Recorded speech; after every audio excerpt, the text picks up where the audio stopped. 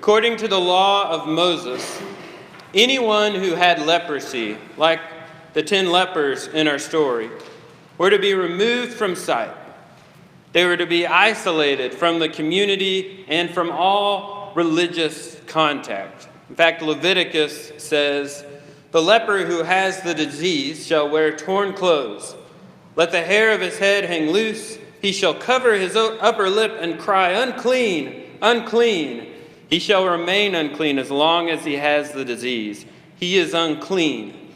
He shall dwell alone in a habitation outside of the camp."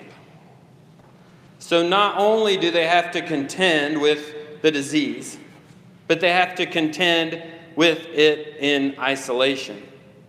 No family, no friends, no community, no support, just the other lepers. And so Jesus is traveling through Samaria and Galilee on his way to Jerusalem, and a group of 10 lepers draw near. And they're careful not to get too close because they know what the law says. But as they draw near to Jesus, though, instead of covering their mouth and shouting unclean, they instead say, "Jesus, Master, have mercy on us." Out of the pain of their disease and the depths of their isolation, they cry out to the Lord to have mercy on them, and he does. Jesus says, "Go and show yourself to the priest." That's what the law required you to do when you were healed, but these men had not been healed yet, but they go. And as they go, they're made clean. No more wearing torn clothes. No more long hair hanging over their long, blemished faces. No more yelling out, "Unclean, unclean," from covered lips. No more dwelling alone outside of the camp. They're restored. Not just to health, but to community, to normalcy. And on their way to see the priest, maybe one of the Samaritans realized, wait a minute, why am I going to see a Jewish priest? I'm a Samaritan. But on the way to see the priest, one of the lepers is healed. He suddenly turns back and he praises Jesus in gratitude. He falls on his face and he thanks him in effusive, emotional praise. This is unlikely. This is unlikely gratitude to me in this moment, because not only has he been physically ill, but he's a social outcast. According to the Jews, he's a religious heretic. And here he is giving thanks and praise to a Jewish rabbi. Well, where does gratitude like this come from? I'm going to be honest with you.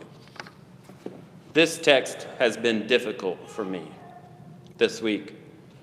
Don't get me wrong, I love the story, but I feel like a hypocrite telling you to learn from the Samaritan, be full of gratitude, when maybe because I'm Swedish, maybe because I had an old dad who was born in 1928, and his generation didn't show a lot of affection. Who knows why? But that kind of emotional display of gratitude is uncomfortable for me. And the research is clear. For about a decade, we've been studying gratitude, and it's basically a superpower, if you can get it. Grateful people enjoy benefits such as improved physical and emotional health, better relationships, higher self-esteem, longer lifespans, and yet, despite the benefits of it, a 2015 by Harris poll concluded Americans are not a grateful people. So it isn't just my problem. An adolescent psychologist at Yale suggested that the reason we're not grateful is we're increasingly wanting immediate gratification. We don't know what we don't have.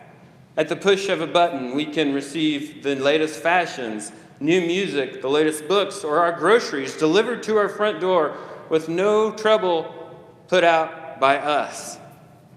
A click on the screen gets us what we need. And it's easy, so we're not grateful. So if it's the case that this is the problem, what is gratitude?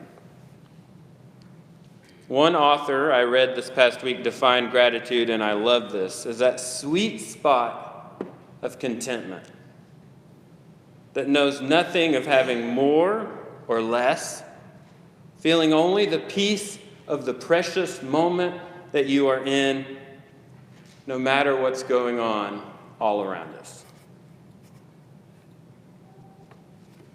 So if that's true, we learn gratitude then, not by what we have, but by what we don't have.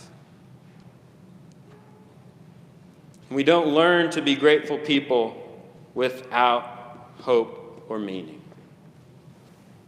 So I've tried to think, when have I had a moment like that? In 2002, when Alexis and I got married, we were preparing for this week of fun dinners and things to do, and it was going to begin with a dinner one night at my parents' house. And we came home from Blackwell, Oklahoma, where I was a youth minister, and we came home to a place setting with all the food, all the plates, the silverware, drinks poured, and no one home. And my dad had Parkinson's disease, and he fell a lot. And this had happened before, so I called the emergency room, and sure enough, they were there. And we went to the hospital, and after an hour or so, the doctor came in and said, "We've done a brain scan. Your dad really hit his head hard this time. He's got bleeding on the brain." And they said he had an aneurysm. You need to call, he's not going to make it through the night. 3 days before my wedding. So I picked up the phone and called my brothers, the hardest phone call I've ever had to make in my life. And then he made it through the night. And the doctor said, well, he must not have had an aneurysm. He must have just hit his head and had brain bleeding. He'll probably make it through this. It's just going to be a long road. So we went ahead and got married. We went ahead and went on the honeymoon with our family's blessing. But it just kept getting worse. It never got better. 6 months later, he died.